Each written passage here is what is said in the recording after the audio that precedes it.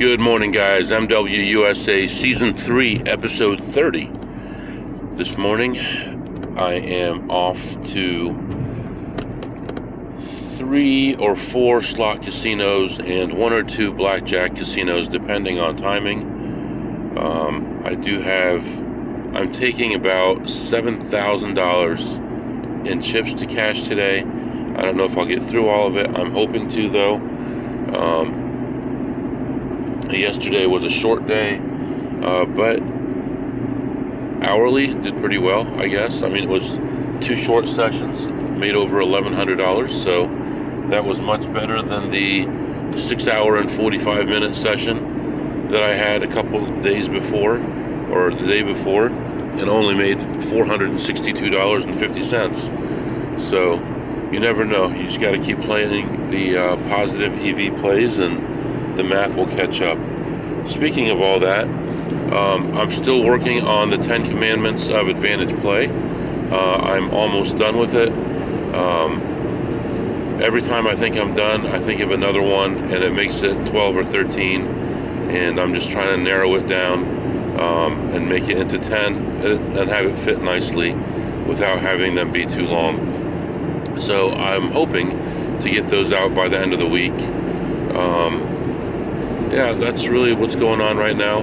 It's a beautiful day today, 34 degrees, sunny skies, dry roads, clear, beautiful day. So, gonna get out and make some money, and I'll see you after my first stop.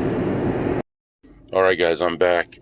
I go into this place and they're doing all kinds of moving machines around, taking things down, putting new stuff up. As far as I can tell, none of the machines that I play were taken down. And hopefully some of the machines they're putting up are going to be something that we can exploit and make some money from. When I walked in, I immediately saw a guy checking machines. And I don't really count him as an advantage player because he knows just enough to lose all his money. But I told him that I was only going to be there for a minute and I was heading out. And he said he was heading out too, and he never travels. And he said that he's going to this place that's nearby. Well, nearby is 100 miles away. And I said, well, that's where I'm going to. So he has about a 5-minute head start on me. So hopefully I can get there fast enough that he doesn't totally strip all the machines of any potential, because that's what he does. He overplays. So anyway, not really very eventful in there. I played 1 machine for less than 30 seconds. I made $17. And actually, this is a play that if other advantage players saw it, they would not think it was a play. They would just go right by it. But it's something that I've discovered over time is a good play. And like I said, nobody would ever play it. So 3 or 4 spins and I hit it. So alright, moving on to the next spot, and I'll be back to update you shortly. Alright guys, I am back. I was in there for, I don't know, 40 minutes or so. Wasted a few minutes with that guy from the other casino wanting me to show him stuff, and I'm like, dude, I've got no time. I cannot do it. I don't have time to show you anything. I'm busy. I don't know that much. I'm still learning. You got to go through all that stuff. You cannot be giving people free information, no matter how nice they are, because that's your money that they're taking. So he said, well, show me something. And I showed him a must-hit-by machine. And I said, you know, it's going to take this many dollars to get in. You know, you have to put in before it hits. And if it pays out this percentage, then you'll make a profit. And he's like, oh, I'm not going to play that. So I'm like, fine, don't play that. I said, if you need points, this is a good thing to do. You'll at least break even. It's in a good spot. He said, why don't you play it? I said, because I already played the lower level on it, and I don't have time to sit through the top level. You're telling me you've got time. So if you want points and you want to at least break even on it, this is the machine to play. And he said, no, I want to make money. So I said, okay, well, that's fine. So I let that go, and I'm moving on to the next place here. While I was in there, I had a lady that sometimes gives me stuff call me and she said, "Are you going to be at this place today?" Because she was going to sit at this machine the whole day for me to come. I said, "Yeah, I'm here right now." And I was like 30 feet away from her when she called me. And she said, "I just got this in position." I said, "What were you doing playing before that?" "Oh, I don't know." I said, "Okay, well, I'll play it." So we made a deal. I played it. I paid her cut and made a little tiny amount of money on there, but paid her cut, and I'm moving on.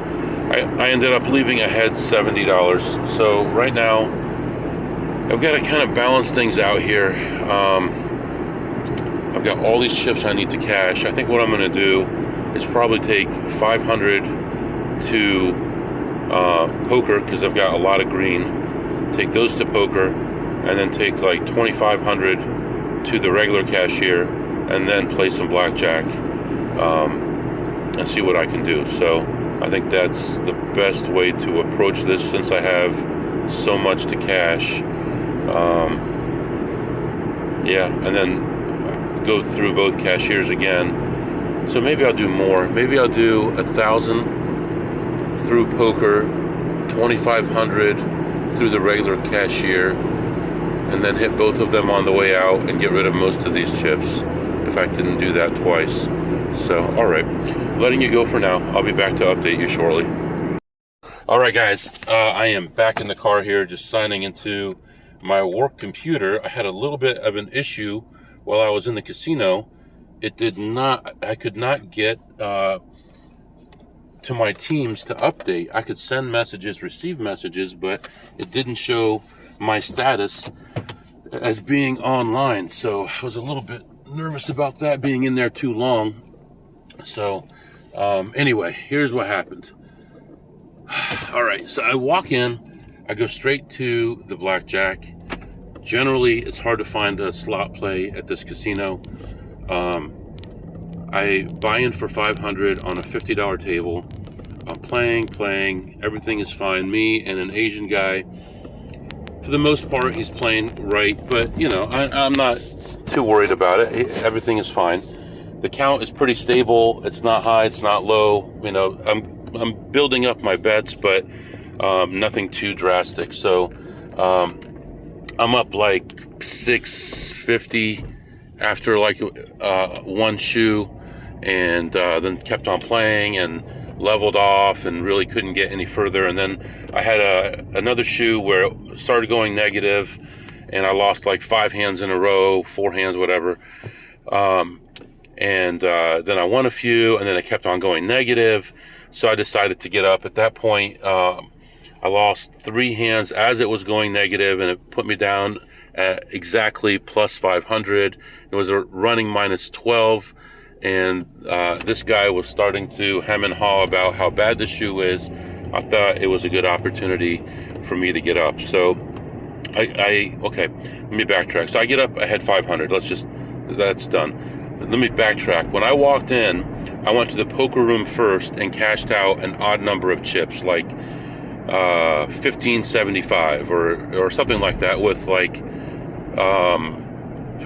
I think it was 1575. I had 575 in green chips, and 2 $500 chips. Cash those out. I go to the main cashier. I cash out another odd number, like 2550 or something like that. 2575, I think, something like that. And then I go and play in the high limit. I win that 1,000. They give me a $1,000 chip because I wasn't paying attention. I didn't ask, but I'm like, I'm friendly with these people. What's the big deal? And then I was reminded what the big deal was. I go back to the cashier, and the same cashier that cashed me out before was still there, but he's a nice guy, so I wasn't too worried about it. I go to the cashier next to him and cash out like 2,500 because I still got piles of chips in my pocket. And the other guy goes, he just cashed out over 2,000. He's like, okay, I just need to see your player's card. And I said, no, I'm okay. He's like, well, then I can't cash you out. I said, okay, no problem. Just give me the chips back. And he's like, no, I can't give you the chips back either. I said, okay, then just call the police. I said, because you're kidnapping me, and if you don't give me the chips and you don't cash me out, then technically you're breaking my civil rights. So are you going to cash me out or what? He's like, I know you. He's like, everything is fine. There's not a big deal. I just need your card to put it in the system. I said, yeah, you know me very well. I know your first name. I ask you about your family. I ask you about your vacations. We know each other really well. I'm not going to give it to you. If you're not going to give it to me, let's just call gaming and they'll take care of it. And he's like, look, I don't want any problem. I'll just put it in as an unknown person. And he did. He put it in the system as an unknown person. Person came over and she verified and they cashed me out. So now I'm walking around and I see a slot machine that's in okay position, not great. And I go down a rabbit hole with it at like $7.50 a spin. And finally, by the time I hit it, I'm only ahead like $27, I believe, $28, something like that. So, okay. Now I'm walking around a little bit more and I have an idea. See, I still need to cash out chips. And I'm like, maybe I can wait this out here until the shift change and then I can cash out the chips. And then I'm thinking, maybe I should just like go play something else and then go back to the high limit and play blackjack again. So I stand in front of a roulette table and I stand there, I stand close to the roulette table and I see a couple dealers who are running the breaks and they're doing the high and the low limit. I say hi to them and stuff like that. Then I go back to the high limit.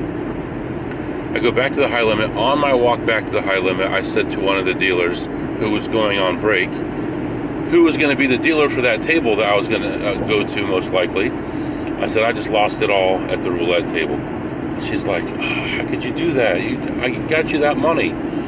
So I go to the blackjack table. I didn't play any roulette. I go to the blackjack table. I sit back down again. I tell him the story about how I went to the roulette table and I lost all the money I just won and I feel awful and all this stuff. So, I buy in for $500 with a purple chip. So I didn't use any cash today at all. I used the purple chip. And I sit down at this table, start playing. There's 3 of us at this table. It's the only one that's available. And one guy gets up and leaves. It's me and another guy. And he's getting frustrated because the other guy left. And it's a negative count. And I'm like, man, maybe I should just get up again. You know, at this point, I'm up like 325. But I'm like, it's an opportunity for me to get up. You know, this guy's whining. I hate whiners. Maybe I should just leave. I decide not to leave. So the rest of the shoe is just awful. And the guy's complaining about it. He spreads to 2 hands. He spreads to 3 hands. We're still losing. He's still complaining. We go into the next shoe. I'm getting ready to switch tables at this point because the people behind me left and there was an empty table. So I get up and he beats me over to the other table and I'm like, I'm not going to play with that whiner. I'll play over here. It's just me and that same original Asian guy that was with me at the first table came over to this table as soon as the shoe ended. So it's just going to be the 2 of us.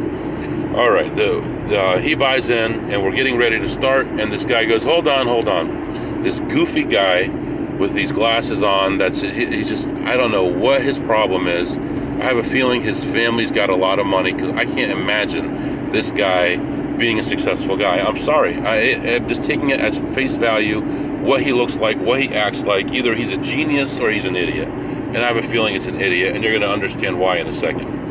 So now I'm going to hop over to his hands and not mine for a second. He buys in for $15,000 in cash. First hand, he bets $1,500. He gets 2 8s. He splits. He gets an 18 on one hand and a double down on the other one, and he ends up losing all 3. So he's down $4,500 right away. So he figured, okay, it's $4,500. He puts $4,500 on the next hand, loses that hand. Puts $5,000 on the next hand, which I believe is the table limit, or he would have gone 6, which is all he had left. Puts $5,000 on the next hand, loses that. He's got $1,000 left in chips. He puts that out on the next hand, loses that. So he lost $15,000 in 4 hands. Then he says, okay, I'm out of here. He gets up. He said, wait a minute, wait. I forgot about this money. He puts up $5,000 in 50s on the table, bound together with whatever money, whatever it's called, strap. So buys in for 5,000 more. Now the guy behind me got up, and I'm like, okay, well, I've only been playing this table for about 5 minutes. There's now 3 of us at this table. One guy's playing 2 hands. I really don't want to be here. I look over, that guy got up, and I'm like, wait a minute, and I lean over just to see the card shuffler, just to see if it's already done shuffling. There's no point in me getting up. By the way, the count was exactly 0 at that point. There's no point in me getting up from a neutral shoe to go over to a table where there's no cards ready, and I'm just going to sit there and wait for the shuffler. The light was on, green light was on, so I'm like, all right, I'm going to switch over to the other table, have some negative variance to start, then things start picking up, and then this one guy comes to the table, and he's ready to sit down. I'm up like 700 or something like that, and I lose the last couple hands of the shoe. I'm up again, exactly another 500. So that's like the perfect excuse, right? I win 500 the first time. I claim that I lost the 500 on the roulette. I get exactly 500 at the end of this shoe. The other guy's going to sit down. It's the perfect excuse. I'm back to where I started. I get up and leave. So for this session, I'm up $500 twice, so a total of $1,000 on blackjack, plus 27 on the slot machines. And now I'm in a little bit of a bind on time, so I'm going to move on to another casino. I'm going to skip the next casino because it was a low priority casino anyway. It doesn't give me a lot of potential. And I brought, I think, 7,000 in chips to this casino, and I'm leaving with, I don't know, less than 7,000. I guess I only had 550 left, so I guess I'm leaving with 1,050. So I didn't want to go back to the cashier. I thought about going back to the poker room again, but I thought, since the other guy gave me a little bit of a hard time, maybe I should just leave well enough alone, you know. And I also, something about this casino I never noticed before, you know how they have the little goofy cameras at the cashier, and they're always like those little bullet looking cameras. They're right in your face, they're obvious. This one's got it built into the cage, which is really cool, and it's exactly the same color, so you wouldn't have even noticed it, only they didn't make it flush, so, you know, with the cage, with the bars, so you can actually see it's a little bit taller than the rest of it, which made me see it. Otherwise, I wouldn't have seen it. It would have been the perfect cover, because the bars are black, the camera is black, and it matched perfectly, but I noticed a little ridge there. So pay attention to those cameras. You know, another thing is, sometimes you can be the right height like I am, where the bars from the cage actually cover your eyes when this person comes to do the double. So sometimes you can do the double twice with the same person and they not notice it's you, because they're not looking at your eyes, they're just looking, there's a guy there. I don't know if it makes a difference. I don't know if I'm overanalyzing things. I probably am overanalyzing, and I'm sure you can tell I have ADD with the way I jumped around on this segment. But moving on to another casino, and I'll be back to update you. Alright guys, let me just clarify there. I was a little spaced out there. I had 1350 in chips left. Not that that matters, but just to clarify, 1350. And then the guy that came to my table at the end is a guy that plays kind of oddly. So I've talked to him about him before, where he kind of goes from table to table. He'll play a little here, a little bit there, and he just tries to win a little bit of money. Just like one bet, and then he'll get up and annoy the hell out of everybody, because, you know, he'll sit there, he'll win the first hand and then leave, or 3 or 4 hands into the shoe, he's ahead one bet and he'll get up and leave, and then roam around, wait for another shoe to start, and he'll play this game back and forth all day. But that's who it was. So right now I am getting close to the next casino. There's also a gas station there and a Chipotle there. So what I'm going to do right now is I'm going to order Chipotle for a half hour after I get to this place, and then I am going to get some gas on my way out, because I didn't realize it, but I only have about 20 miles range right now, and I'm going to get stuck if I don't stop at the casino exit there and get some gas. So that's what's going on right now. I'm going to hop in this casino, and I'll be back to update you.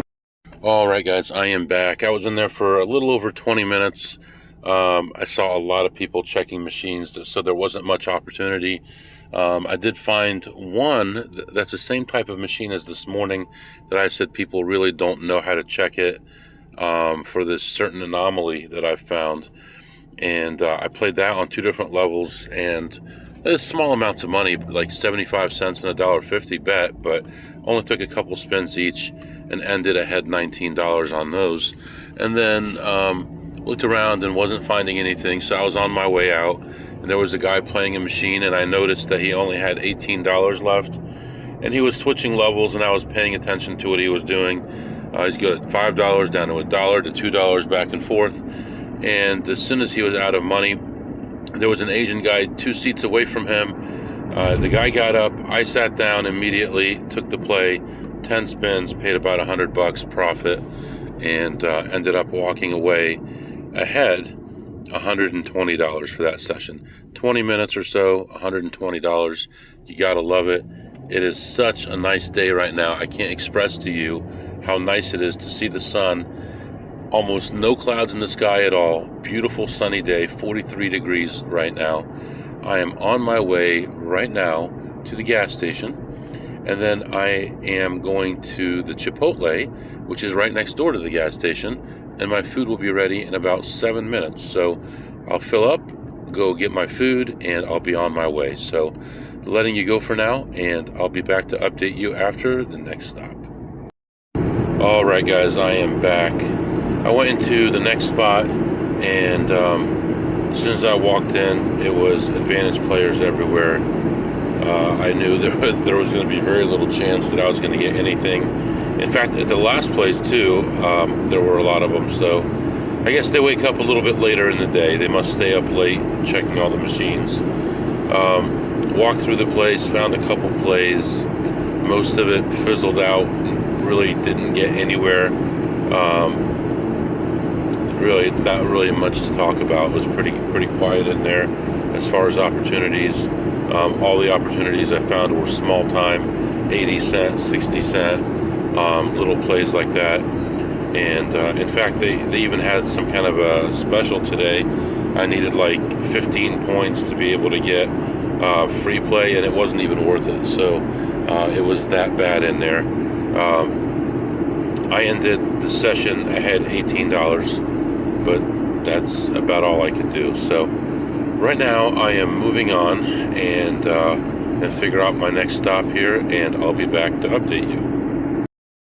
All right, guys, I am back. I think I'm going to go ahead and head toward home and relax a little bit. Had a lot of sleep last night, but just need to relax a little bit, get ready for tomorrow. Tomorrow's going to be a big day. Going to be going to a lot of places, going to be going pretty far as well tomorrow. So we'll get things figured out. Right now, heading on home, and we'll talk to you tomorrow. If you have any questions or comments, the email is mwusa21@gmail.com, mwusa21@gmail.com. See you tomorrow.